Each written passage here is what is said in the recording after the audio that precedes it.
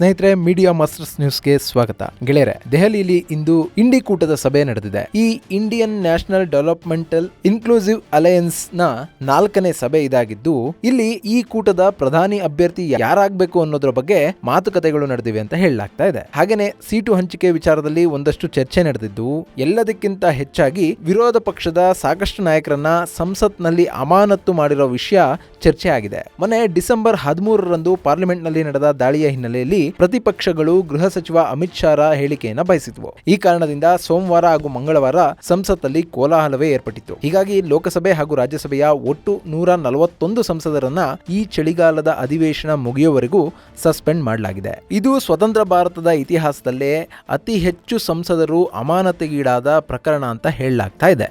ಇಂದಿರಾ ಗಾಂಧಿ ಪ್ರಧಾನಿಯಾಗಿದ್ದ ಸಂದರ್ಭದಲ್ಲಿ 60ಕ್ಕೂ ಹೆಚ್ಚು ಸಂಸದರನ್ನ ಅಮಾನತು ಮಾಡಲಾಗಿತ್ತು. ಅದಾದ ನಂತರ ಅತಿ ಹೆಚ್ಚು ಸಂಸದರು ಅಮಾನತುಗೊಂಡ ಪ್ರಕರಣ ಇದಾಗಿದೆ. ಹೀಗಾಗಿನೇ ವಿಪಕ್ಷಗಳ ಮುಖಂಡರು ಸರ್ಕಾರದ ಮೇಲೆ ಮುಗಿ ಬೀಳ್ತಾ ಇದ್ದು, ದೆಹಲಿಯಲ್ಲಿ ನಡೆಯುತ್ತಾ ಇರೋ ಇಂಡಿ ಕೂಟದ ಸಭೆ ಹಾಗೂ ಸಂಸದರ ಅಮಾನತು ಎರಡೂ ಕೂಡ ಕಾಕತಾಳೀಯ ಅನ್ನೋ ಹಾಗೆ ಒಂದೇ ಸಂದರ್ಭದಲ್ಲಿ ಆಗಿದೆ. ಹೀಗಾಗಿ ಇಂಡಿ ಕೂಟದ ಸಭೆಯಲ್ಲಿ ಈ ಬಗ್ಗೆ ಮಹತ್ವದ ಚರ್ಚೆಗಳು ನಡೆದಿವೆ. ಹಾಗಾದ್ರೆ ದೆಹಲಿಯಲ್ಲಿ ನಡೆದ ಸಭೆಯಲ್ಲಿ ಏನೆಲ್ಲ ಚರ್ಚೆಗಳಾದವು? ಮೇ ನಹಿ ಹಮ್ ಅನ್ನೋ ಘೋಷಣೆ ಕೇಳಿ ಬಂದಿದ್ದಾದ್ರೂ ಯಾಕೆ ಅಚ್ಚರಿ ಅನ್ನೋ ಹಾಗೆ ಪಶ್ಚಿಮ ಬಂಗಾಳದ ಮುಖ್ಯಮಂತ್ರಿ ಮಮತಾ ಬ್ಯಾನರ್ಜಿ ಹಾಗೂ ದೆಹಲಿಯ ಮುಖ್ಯಮಂತ್ರಿ ಅರವಿಂದ್ ಕೇಜ್ರಿವಾಲ್ ಇಂಡಿಯಾ ಬ್ಲಾಕ್ನ ಪ್ರಧಾನಿ ಅಭ್ಯರ್ಥಿಯನ್ನಾಗಿ ಮಲ್ಲಿಕಾರ್ಜುನ ಖರ್ಗೆ ಅವರ ಹೆಸರನ್ನ ಪ್ರಪೋಸ್ ಮಾಡಿದ್ದಾರೆ ಅಂತ ಹೇಳಲಾಗ್ತಾ ಇದೆ. ಇದು ಯಾವ ತಂತ್ರದ ಭಾಗ ಅನ್ನೋದ್ರ ಬಗ್ಗೆ ಒಂದಷ್ಟು ಮಾಹಿತಿಯನ್ನ ನಾವಿಲ್ಲಿ ನೋಡೋಣ.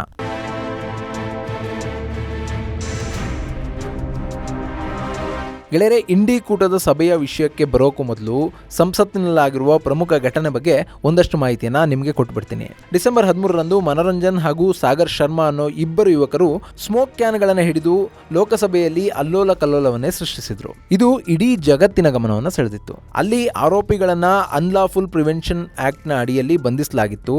ಆದರೆ ಅಲ್ಲಿ ಸಾಗರ್ ಶರ್ಮಾ ಬಳಿ ಸಿಕ್ಕ ಬಿಜೆಪಿ ಸಂಸದ ಪ್ರತಾಪ್ ಸಿಂಹ ಸಹಿ ಇರುವ ಅವರ ಕಚೇರಿಯಿಂದ ಇಶ್ಯೂ ಆಗಿದ್ದ ಪಾಸ್ ಸಾಕಷ್ಟು ವಿವಾದಕ್ಕೆ ಕಾರಣ ಆಯಿತು. ಸೊ ಲೋಕಸಭೆಯ ಮೇಲೆ ನಡೆದ ದಾಳಿ ಬಹುದೊಡ್ಡ ಭದ್ರತಾ ವೈಫಲ್ಯ ಅಂತ ಹೇಳಿದ ವಿಪಕ್ಷಗಳು ಈ ಬಗ್ಗೆ ಗೃಹ ಸಚಿವ ಅಮಿತ್ ಶಾ ಹೇಳಿಕೆಯನ್ನು ಬಯಸಿದ್ವು. ಹಾಗೆ ಸಂಸದ ಪ್ರತಾಪ್ ಸಿಂಹ ಮೇಲೆ ಕ್ರಮ ಕೈಗೊಳ್ಳಬೇಕು ಅಂತ ಒತ್ತಾಯವನ್ನ ಮಾಡಿದ್ರು. ಈ ಹೋರಾಟ ಸಂಸತ್ನಲ್ಲಿ ಸೋಮವಾರ ಹಾಗೂ ಮಂಗಳವಾರ ಕೋಲಾಹಲವನ್ನೇ ಸೃಷ್ಟಿಸಿತು. ಹೀಗಾಗಿ ಸಂಸತ್ ಕಲಾಪಕ್ಕೆ ತೀವ್ರ ಅಡ್ಡಿ ಉಂಟಾದ ಹಿನ್ನೆಲೆಯಲ್ಲಿ ಲೋಕಸಭಾ ಸ್ಪೀಕರ್ ಓಂ ಬಿರ್ಲಾ ಕಾಂಗ್ರೆಸ್ನ ಫ್ಲೋರ್ ಲೀಡರ್ ಅಧೀರ್ ರಂಜನ್ ಚೌಧರಿ ಸೇರಿದ ಹಾಗೆ 95 ಸಂಸದರನ್ನ ಅಮಾನತು ಮಾಡಿದ್ದಾರೆ. ಇನ್ನು ರಾಜ್ಯಸಭೆಯಲ್ಲೂ ಕೂಡ 46 ಸಂಸದರನ್ನ ಅಮಾನತುಗೊಳಿಸಲಾಗಿದ್ದು, ಒಟ್ಟು ಅಮಾನತುಗೊಂಡವರ ಸಂಖ್ಯೆ 2 ಸದನಗಳಲ್ಲಿ ಸೇರಿ 141 ಆಗಿದೆ. ಈ ಚಳಿಗಾಲದ ಅಧಿವೇಶನ ಮುಗಿಯುವವರೆಗೂ ಲೋಕಸಭೆ ಹಾಗೂ ರಾಜ್ಯಸಭೆಗೆ ಇವರು ಹೋಗುವಂತಿಲ್ಲ. ಹೀಗಾಗಿನೇ ಸ್ಪೀಕರ್ ಈ ಕ್ರಮದ ವಿರುದ್ಧ ವಿಪಕ್ಷಗಳು ತಿರುಗಿಬಿದ್ದಿದ್ದು, ಸಂಸದರನ್ನ ಅಮಾನತು ಮಾಡೋದ್ರ ಮೂಲಕ ವಿಪಕ್ಷಗಳ ಸದಸ್ಯರನ್ನ ಸುಮ್ಮನಿರಿಸುವ ಪ್ರಯತ್ನ ಮಾಡಲಾಗ್ತಾ ಇದೆ ಅಂತ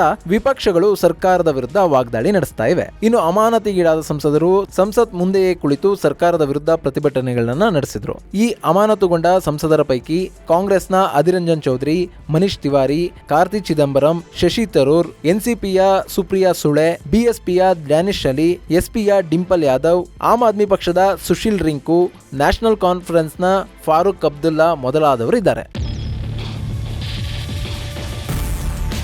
ಗೆಳೆಯರೆ, ಇಲ್ಲಿ ಸಂಸದರನ್ನ ಅಮಾನತು ಮಾಡೋ ಸಮಯಕ್ಕೂ ದೆಹಲಿಯಲ್ಲಿ ನಿಗದಿಯಾಗಿದ್ದ ಇಂಡಿ ಕೂಟದ ಸಭೆಗೂ ಸಂಬಂಧ ಇಲ್ಲ.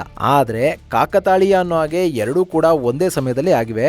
ಸೊ ದೆಹಲಿಗೆ ಬಂದಿರೋ ವಿವಿಧ ಪಕ್ಷಗಳ ಮುಖಂಡರು ಸಂಸದರನ್ನ ಅಮಾನತು ಮಾಡಿರೋ ವಿಷಯವನ್ನ ಇಟ್ಕೊಂಡು ಸರ್ಕಾರವನ್ನ ತರಾಟೆಗೆ ತೆಗೆದುಕೊಳ್ತಾ ಇದ್ದಾರೆ. ಇನ್ನು ಇವತ್ತು ದೆಹಲಿಯ ಅಶೋಕ ಹೋಟೆಲ್ನಲ್ಲಿ ನಡೀತಾ ಇರೋ ಸಭೆಯಲ್ಲಿ ಬಿಹಾರದ ಮುಖ್ಯಮಂತ್ರಿ ಜೆಡಿಯು ನಾಯಕ ನಿತೀಶ್ ಕುಮಾರ್, ಪಶ್ಚಿಮ ಬಂಗಾಳದ ಮುಖ್ಯಮಂತ್ರಿ ಟಿಎಂಸಿಯ ಮುಖ್ಯಸ್ಥೆ ಮಮತಾ ಬ್ಯಾನರ್ಜಿ, ದೆಹಲಿಯ ಮುಖ್ಯಮಂತ್ರಿ ಹಾಗೂ ಆಮ್ ಆದ್ಮಿ ಪಕ್ಷದ ಮುಖ್ಯಸ್ಥ ಅರವಿಂದ್ ಕೇಜ್ರಿವಾಲ್, ಪಂಜಾಬ್ ಮುಖ್ಯಮಂತ್ರಿ ಭಗವಂತ್ ಮಾನ್, ಎನ್ಸಿಪಿಯ ಮುಖ್ಯಸ್ಥ ಶರದ್ ಪವಾರ್, ಶಿವಸೇನೆ ಉದ್ಧವ್ ಠಾಕ್ರೆ ಬಣದ ಮುಖ್ಯಸ್ಥ ಉದ್ಧವ್ ಠಾಕ್ರೆ, ತಮಿಳುನಾಡಿನ ಮುಖ್ಯಮಂತ್ರಿ ಹಾಗೂ ಡಿಎಂಕೆಯ ನಾಯಕ ಸ್ಟಾಲಿನ್, ಜಮ್ಮು ಕಾಶ್ಮೀರದ ಮಾಜಿ ಮುಖ್ಯಮಂತ್ರಿ ಪಿಡಿಪಿಯ ಮೆಹಬೂಬಾ ಮುಫ್ತಿ, ಆರ್ಜೆಡಿ ಮುಖ್ಯಸ್ಥ ಲಾಲು ಪ್ರಸಾದ್ ಯಾದವ್, ಬಿಹಾರದ ಉಪಮುಖ್ಯಮಂತ್ರಿ ತೇಜಸ್ವಿ ಯಾದವ್, ಸಮಾಜವಾದಿ ಪಕ್ಷದ ಮುಖ್ಯಸ್ಥ ಅಖಿಲೇಶ್ ಯಾದವ್, ತಮಿಳುನಾಡಿನ ಟಿಆರ್ ಬಾಲು, ಕಾಂಗ್ರೆಸ್ ಪಕ್ಷದ ಸೋನಿಯಾ ಗಾಂಧಿ, ರಾಹುಲ್ ಗಾಂಧಿ ಹಾಗೂ ಎಐಸಿಸಿ ಅಧ್ಯಕ್ಷ ಮಲ್ಲಿಕಾರ್ಜುನ ಖರ್ಗೆ ಸೇರಿದ ಹಾಗೆ ಸಾಕಷ್ಟು ನಾಯಕರು ಈ ಸಭೆಯಲ್ಲಿ ಭಾಗವಹಿಸಿದ್ದಾರೆ.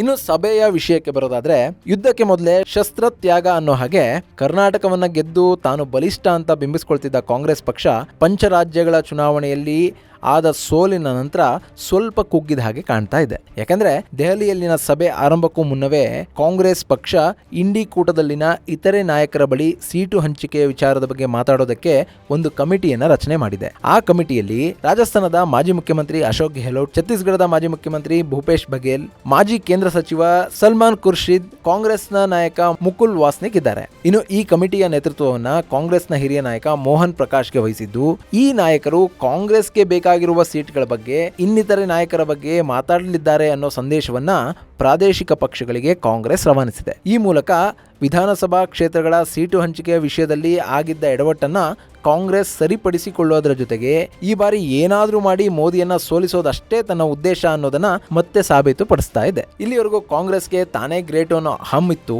ಆದರೆ ಪಂಚರಾಜ್ಯಗಳ ಚುನಾವಣೆಯಲ್ಲಿ ಆದ ಹಿನ್ನಡೆಯ ನಂತರ ಈಗ ಪ್ರಾದೇಶಿಕ ಪಕ್ಷಗಳ ಕೈ ಮೇಲಾಗಿದೆ. ಇನ್ನು ಈ ವಿಷಯದಲ್ಲಿ ಪ್ರಾದೇಶಿಕ ಪಕ್ಷಗಳು ಕೂಡ ತುಂಬಾನೇ ಗಟ್ಟಿ ನಿಲುವನ್ನ ತಳೆದಿವೆ. ಈ ಬಗ್ಗೆ ಮಾತಾಡಿರೋ ಬಿಹಾರದ ಉಪಮುಖ್ಯಮಂತ್ರಿ ತೇಜಸ್ವಿ ಯಾದವ್, ಎನ್ಡಿಎಯನ್ನ ಸೋಲಿಸೋದಕ್ಕೆ ಸಾಧ್ಯ ಇರೋದು ಪ್ರಾದೇಶಿಕ ಪಕ್ಷಗಳಿಗೆ ಮಾತ್ರ. ಎಲ್ಲಿ ಪ್ರಾದೇಶಿಕ ಪಕ್ಷಗಳು ಗಟ್ಟಿಯಾಗಿವೆ ಅಲ್ಲಿ ಬಿಜೆಪಿ ತಲೆ ಎತ್ತೋದಕ್ಕೆ ಸಾಧ್ಯ ಆಗಿಲ್ಲ. ರಾಜಸ್ಥಾನ, ಮಧ್ಯಪ್ರದೇಶ ಹಾಗೂ ಛತ್ತೀಸ್ಗಢದಲ್ಲಿ ಪ್ರಾದೇಶಿಕ ಪಕ್ಷಗಳು ಗಟ್ಟಿಯಾಗಿ ನಿಲ್ಲದೇ ಇರೋ ಕಾರಣ ಬಿಜೆಪಿಯ ಓಟ ಮುಂದುವರೆದಿದೆ ಅಂತ ಹೇಳೋದ್ರ ಮೂಲಕ ಕಾಂಗ್ರೆಸ್ ಕೂಡ ಪ್ರಾದೇಶಿಕ ಪಕ್ಷಗಳ ನಿಲುವನ್ನ ಬೆಂಬಲಿಸಬೇಕು ಅನ್ನೋ ಸಂದೇಶವನ್ನು ಕೊಟ್ಟಿದ್ದಾರೆ. ಇಲ್ಲಿ ಕಾಂಗ್ರೆಸ್ ಪಕ್ಷಕ್ಕೆ ರಾಜಸ್ಥಾನ, ಛತ್ತೀಸ್ಗಢ ಹಾಗೂ ಮಧ್ಯಪ್ರದೇಶದಲ್ಲಿ ಹೆಚ್ಚು ಸಮಸ್ಯೆ ಆಗೋದಿಲ್ಲ. ಹಾಗೇನೆ ದಕ್ಷಿಣದ ರಾಜ್ಯಗಳಲ್ಲಿ ಅಂದ್ರೆ ತಮಿಳುನಾಡು, ಕೇರಳ, ತೆಲಂಗಾಣ ಹಾಗೂ ಆಂಧ್ರ ಪ್ರದೇಶಗಳಲ್ಲಿ ಸಮಸ್ಯೆ ಇಲ್ಲ. ಈ ಕೆಲವು ರಾಜ್ಯಗಳಲ್ಲಿ ಪ್ರಾದೇಶಿಕ ಪಕ್ಷಗಳ ಜೊತೆಗೆ ಹೊಂದಾಣಿಕೆ ಮಾಡಿಕೊಳ್ಳೋದಕ್ಕೆ ಕಾಂಗ್ರೆಸ್ಗೆ ಅಗತ್ಯವೇ ಬೀಳೋದಿಲ್ಲ. ಯಾಕೆಂದ್ರೆ ದಕ್ಷಿಣದ ಕೆಲ ರಾಜ್ಯಗಳಲ್ಲಿ ಪ್ರಾದೇಶಿಕ ಪಕ್ಷಗಳು ಕಾಂಗ್ರೆಸ್ ಪಕ್ಷವನ್ನ ಹತ್ತಿರ ಬಿಟ್ಕೋತಾ ಇಲ್ಲ. ಇನ್ನು ತಮಿಳುನಾಡು, ಕೇರಳದಂತ ರಾಜ್ಯಗಳಲ್ಲಿ ಈಗಾಗಲೇ ಸೀಟು ಹಂಚಿಕೆ ವಿಚಾರ ಚರ್ಚೆ ನಡೆದಿದೆ, ಅಲ್ಲಿ ಸಮಸ್ಯೆ ಆಗೋದೂ ಇಲ್ಲ. ಇನ್ನು ಮಧ್ಯಪ್ರದೇಶ, ರಾಜಸ್ಥಾನ ಹಾಗೂ ಛತ್ತೀಸ್ಗಢದಲ್ಲಿ ಪ್ರಾದೇಶಿಕ ಪಕ್ಷಗಳೇ ಇಲ್ಲ. ಆದರೆ ಕಾಂಗ್ರೆಸ್ಗೆ ಸಮಸ್ಯೆ ಅಂತ ಬರೋದು ಮಹಾರಾಷ್ಟ್ರ, ಉತ್ತರ ಪ್ರದೇಶ, ಬಿಹಾರ ಹಾಗೂ ಪಶ್ಚಿಮ ಬಂಗಾಳದಲ್ಲಿ. ಹಾಗೆ ನೋಡಿದ್ರೆ ಈ 4 ರಾಜ್ಯಗಳಲ್ಲಿ ಭಾರತದ ಅತಿ ಹೆಚ್ಚು ಲೋಕಸಭಾ ಕ್ಷೇತ್ರಗಳ ಸ್ಥಾನಗಳಿವೆ. ಇಲ್ಲಿ ಪ್ರಾದೇಶಿಕ ಪಕ್ಷಗಳು ತುಂಬಾನೇ ಗಟ್ಟಿ ಇರೋದ್ರಿಂದ ಕಾಂಗ್ರೆಸ್ಗೆ ಇಲ್ಲಿ ಬೆರಳೆಣಿಕೆಯಷ್ಟು ಸೀಟ್ಗಳು ಮಾತ್ರ ಸಿಗೋ ಸಾಧ್ಯತೆ ಇವೆ. ಮಹಾರಾಷ್ಟ್ರದಲ್ಲಿ ಉದ್ಧವ್ ಠಾಕ್ರೆಯ ಶಿವಸೇನೆ ಹಾಗೂ ಎನ್ಸಿಪಿ ಅತಿ ಹೆಚ್ಚು ಸ್ಥಾನಗಳನ್ನು ಪಡೆಯೋದಕ್ಕೆ ಪ್ರಯತ್ನ ಮಾಡ್ತವೆ. ಉತ್ತರ ಪ್ರದೇಶದಲ್ಲಿ ಅಖಿಲೇಶ್ ಯಾದವ್ ಅತಿ ಹೆಚ್ಚು ಸ್ಥಾನಗಳನ್ನ ತಮ್ಮ ಬಳಿಯೇ ಇಟ್ಕೋತಾರೆ. ಬಿಹಾರದಲ್ಲಿ ನಿತೀಶ್ ಕುಮಾರ್ ಹಾಗೂ ಆರ್ಜೆಡಿ ಕಾಂಗ್ರೆಸ್ಗೆ ಬೆರಳೆಣಿಕೆಯಷ್ಟು ಸೀಟ್ಗಳನ್ನ ಬಿಟ್ಟುಕೊಡಬಹುದು. ಹಾಗೆ ಪಶ್ಚಿಮ ಬಂಗಾಳದಲ್ಲಿ ಮಮತಾ ಬ್ಯಾನರ್ಜಿ ಕೂಡ ಕಾಂಗ್ರೆಸ್ಗೆ ಕಡಿಮೆ ಸಂಖ್ಯೆಯ ಲೋಕಸಭಾ ಕ್ಷೇತ್ರಗಳನ್ನ ಬಿಟ್ಟುಕೊಡೋ ಸಾಧ್ಯತೆ ಇದೆ. ಇನ್ನು ದೆಹಲಿ ಹಾಗೂ ಪಂಜಾಬ್ ವಿಚಾರಕ್ಕೆ ಬರೋದಾದ್ರೆ ಅಲ್ಲಿ ಆಮ್ ಆದ್ಮಿ ಪಕ್ಷ ಕಾಂಗ್ರೆಸ್ ಪಕ್ಷಕ್ಕೆ ನಿಮ್ಮ ಕ್ಯಾಂಡಿಡೇಟ್ ಗಳನ್ನೇ ಹಾಕ್ಬೇಡಿ ಅಂತ ಹೇಳ್ತಾ ಇದ್ದಾರೆ. ಹೀಗಾಗಿ ಸೀಟು ಹಂಚಿಕೆಯ ವಿಷಯವೇ ಇಂಡಿ ಕೂಟದಲ್ಲಿ ದೊಡ್ಡ ತಲೆನೋವಿಗೆ ಕಾರಣ ಆಗ್ತಾ ಇದೆ. ಗೆಳೆಯರೆ, ಸೀಟ್ಗಳ ವಿಷಯದಲ್ಲಿ ಇನ್ನು ಯಾವುದೇ ನಿರ್ಧಾರಕ್ಕೆ ಬರೋದಕ್ಕೆ ಸಾಧ್ಯ ಆಗದ ಇಂಡಿ ಕೂಟ ದೇಶದ ವಿವಿಧೆಡೆ ಒಟ್ಟು 10 ಮೀಟಿಂಗ್ಗಳನ್ನು ಮಾಡೋದಾಗಿ ಹೇಳ್ಕೊಂಡಿದೆ. ಈಗಾಗಲೇ 4 ಮೀಟಿಂಗ್ಗಳು ಮುಗಿದಿದ್ದು ಇನ್ನು 4ರಿಂದ 6 ಮೀಟಿಂಗ್ಗಳು ನಡೆಯುತ್ತೆ ಅಂತ ಸಭೆಯ ನೇತೃತ್ವವನ್ನು ವಹಿಸಿದ್ದ ಎಐಸಿಸಿ ಅಧ್ಯಕ್ಷ ಮಲ್ಲಿಕಾರ್ಜುನ ಖರ್ಗೆ ಹೇಳಿದ್ದಾರೆ. ಇದಲ್ಲದೆ ಇಂದಿನ ಸಭೆಯಲ್ಲಿ ಇಂಡಿ ಕೂಟದ 28 ಪಕ್ಷಗಳ ಸದಸ್ಯರು ಭಾಗಿಯಾಗಿದ್ರು. ಆದರೆ ಜಾರ್ಖಂಡ್ ಮುಕ್ತಿ ಮೋರ್ಚಾದ ಮುಖ್ಯಸ್ಥ ಹೇಮಂತ್ ಸೊರೇನ್ ಈ ಸಭೆಯಲ್ಲಿ ಭಾಗಿಯಾಗಿರಲಿಲ್ಲ ಅಂತ ಮಲ್ಲಿಕಾರ್ಜುನ ಖರ್ಗೆ ಹೇಳಿದ್ದಾರೆ. ಮೊದಲು ನಾವು ಚುನಾವಣೆಗಳನ್ನ ಗೆಲ್ಲಬೇಕು, ಆ ಬಳಿಕ ಸಂಸದರು ಪ್ರಧಾನಿ ಯಾರಾಗಬೇಕು ಅಂತ ಆಯ್ಕೆ ಮಾಡ್ತಾರೆ ಅನ್ನೋ ಮಾತುಗಳನ್ನ ಖರ್ಗೆ ಹೇಳಿದ್ರು. ಹೀಗೆ ಖರ್ಗೆ ಚುನಾವಣೆಗಳು ಮುಗಿದ ನಂತರ ಪ್ರಧಾನಿಯ ಆಯ್ಕೆ ಆಗುತ್ತೆ ಅಂತ ಹೇಳ್ತಾ ಇದ್ರೆ, ಮತ್ತೊಂದು ಕಡೆ ಸಾಕಷ್ಟು ಮಾಧ್ಯಮಗಳು ಇಂಡಿ ಕೂಟದ ಪ್ರಧಾನಿ ಅಭ್ಯರ್ಥಿ ಯಾರಾಗಬೇಕು ಅನ್ನೋ ಬಗ್ಗೆ ಕೂಡ ಸಭೆಯಲ್ಲಿ ಚರ್ಚೆ ಆಗಿದೆ ಅನ್ನೋ ಮಾಹಿತಿಯನ್ನು ಹೊರಹಾಕಿವೆ.